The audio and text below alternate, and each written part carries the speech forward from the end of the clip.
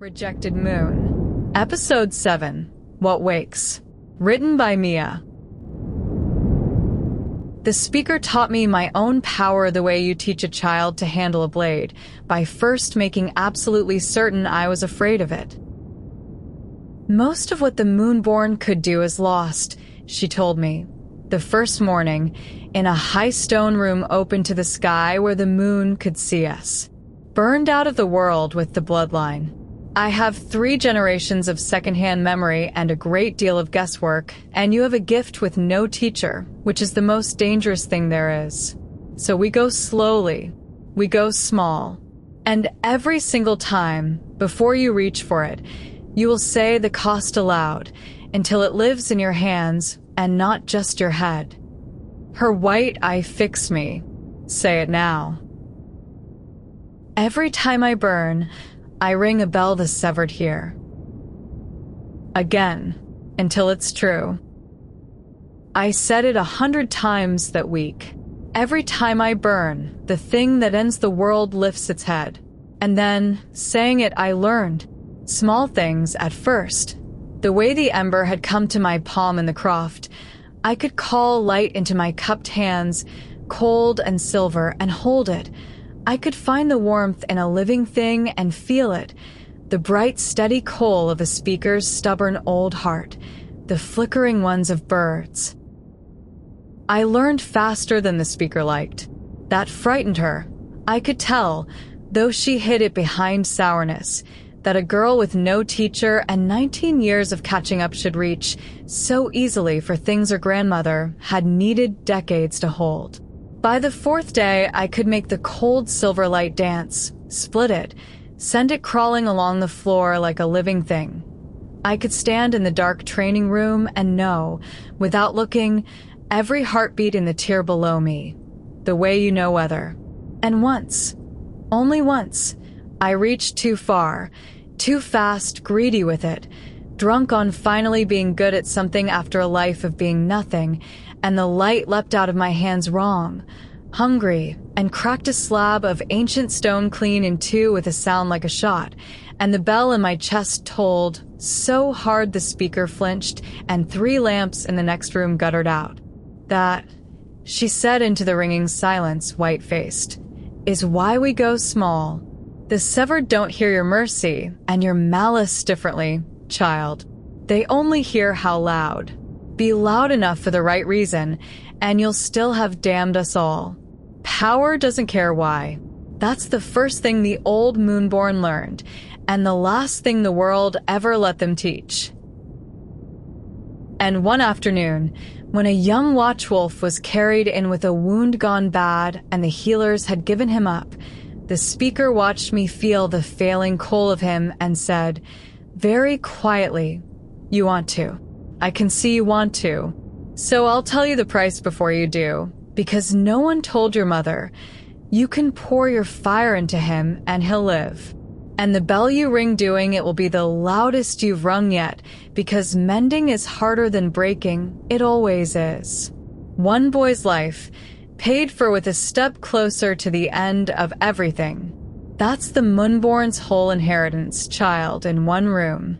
Now choose and mean it, and never let anyone tell you that choosing is simple." I healed him. Of course I did. I am my mother's daughter, and my mother gave until there was nothing left and never once regretted it. The boy opened his eyes and his mother wept, and far down in the deep of me the bell tolled long and low, and something vast and patient in the dark turned over and listened. And I stood in the high stone room, having saved one life, and understood, bone deep, that I had just made the whole world a little more expensive, and that I would do it again, and that this was exactly how they would spend me in the end. Not with chains, with wounded boys. Ronan found me on the bridge that night. It had become ours, the high bridge, the one place in the glittering city where no one wept at me, and he didn't ask how it had gone. He'd heard. The whole city had heard. The Moonborn had healed a dying boy. The hope was real. The lamps had burned a little brighter. He just came and stood beside me in the cold star wind and was quiet, which was its own kind of knowing. They're going to want me to do it for everyone, I said. Now they've seen. Every wound, every fever, every dying thing in Nightreach. How do I say no? How did anyone ever say no to that? You don't say no. His voice was low. That's the trap, and they don't even mean it as one. That's what makes it perfect. You say yes and yes and yes, because each single yes is right, until you've rung the bell 1,000 times for 1,000 good reasons and woken the thing that eats the world, one act of mercy at a time. He turned to me. Which is why you're not going to be left to decide it alone. You have a king, Ren, whatever else I am to you. Spending you is a thing that goes through me first, and I will be a wall, and I will be hated for it. And the day they hate me enough to go around me is the day we'll know we've lost. But until that day, he stopped, and something shifted, the careful coming off him the way it kept coming off the men the moon sent me. Until that day, you are not a resource this city draws on. You're a person I'm keeping. There's a difference. I keep finding it matters more to me than the war. And then, because the moon kept sending me men who said true things in dangerous moments, he kissed me, there on the high bridge over the last free city, the wind off the cliffs wrapping us, and it was nothing like the bond catching under the choosing moon. No struck cord, no rope of light. It was just a man and a woman who'd each crossed a great deal of dark to reach this exact cold, beautiful place, choosing, with their whole frightened selves, to be glad of it. I kissed him back. I let myself, for the length of it, not be the last of anything. Not bait, not hope, not the moonborn, just Ren, on a bridge, being kissed by someone who told her he'd lose the war before he'd lose her, and half believing it, and letting the half be enough. When we broke apart, he rested his forehead against mine, and for a moment neither of us was a king or a weapon or the last of anything. We were just warm and breathing, and absurdly young for the weight we carried. I'm not going to apologize for that, he said. Good, I said, because if you do the noble retreating thing the other one does, I'll throw you off this bridge. He laughed, a real one surprised out of him, and I filed the sound away the way I filed everything I might not get to keep. The other one, he repeated. Greywater. I didn't mean you did. It's all right. His thumb traced my jaw. I'm not a fool, Ren. I know you carry him. A man doesn't put his body in front of a council blade for a woman he's stopped loving, and a woman doesn't go quiet the way you do when his pack comes up. I'm not asking you to be unhaunted. I'm asking you to be here, with me, when you're here. That's the only treaty I want. And God help me, that was the most dangerous thing he'd said yet, because it asked for nothing, and so I'd have given him anything. I didn't tell him that being asked for so little was the surest way anyone had ever found to make me want to give everything. He'd learn it the way they all did, too late to be glad of it. It would have been a perfect night if the horns hadn't started. They came up from the eastern watchtowers, 3 long notes and then 3 more, and I felt Ronan go to stone against me, and down in the city the lamps began, one by one, and then in a rush, to go out. That's the muster, he said, already moving, already the king again, his hand closing around mine to pull me with him. Iron gray on the eastern road. A lot of it.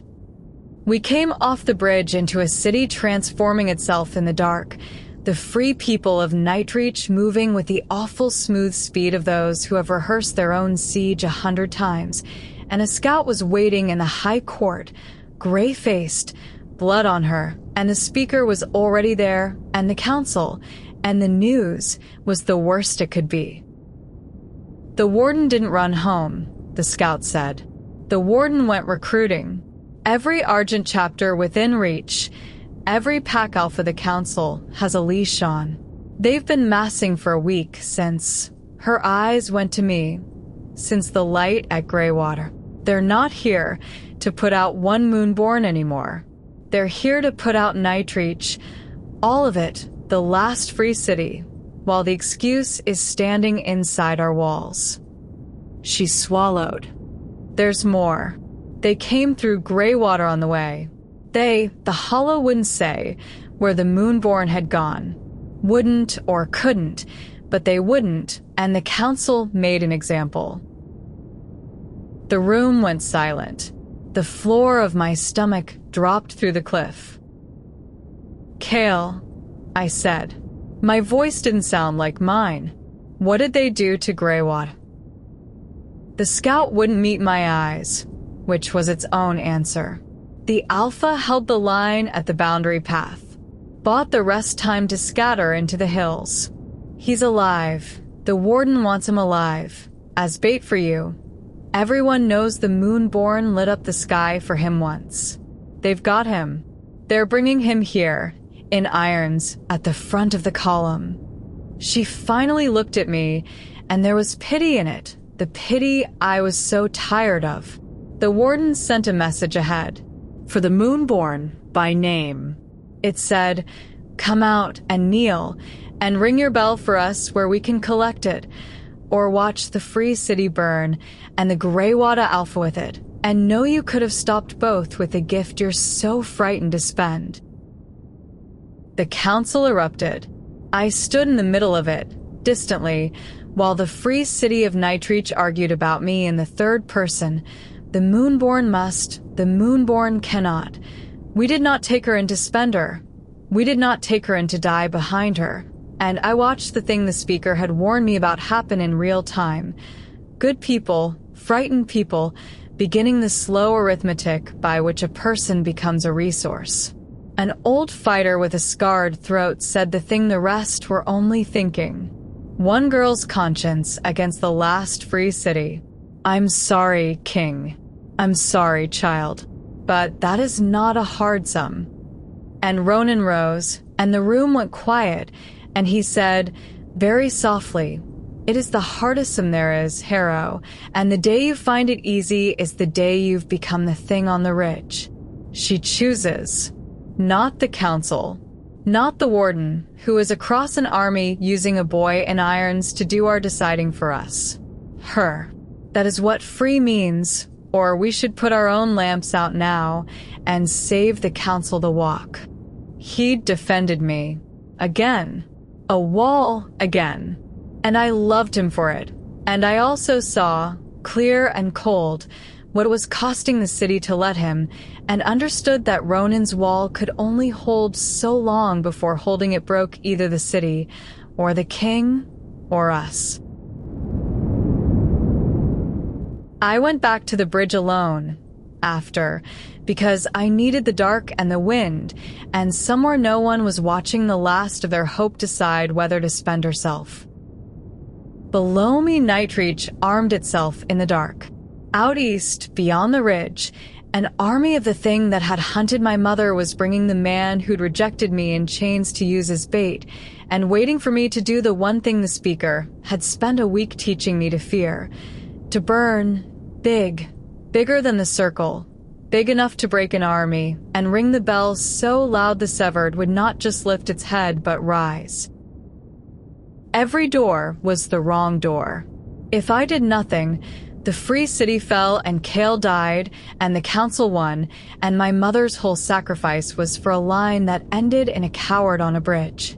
If I burned, I might save them all tonight and wake, tomorrow, the thing the Moonborn were made to stand against, with no Moonborn left standing but a half-trained girl who'd spent her whole inheritance in one night to save people she'd known a week. And under it all, the worst small voice, the one I was most ashamed of, Kale's in chains. They're bringing Kale. And you'd ring any bell in the world to get him back, wouldn't you? Even knowing it's exactly how they plan to spend you. Even now, even after, even with Ronan's kiss still on your mouth. The moon kept sending me men, and I kept being unable to let any of them burn, and the council had done their own due diligence, and they had found the seam in me, and it was shaped exactly like a boy I'd been taught to love by a pack that didn't deserve either of us. Ronan came to find me. He didn't tell me what to do. He just stood beside me at the rail, looking east at the dark where the army was, and said, "Whatever you choose it knowing." The speaker saw to that, the cruel old woman. "So whatever you decide on this bridge tonight, it's yours, and I'll hold the wall in front of it, whichever way it falls." A pause. "But decide soon, Wren, because they'll be on the ridge by dawn."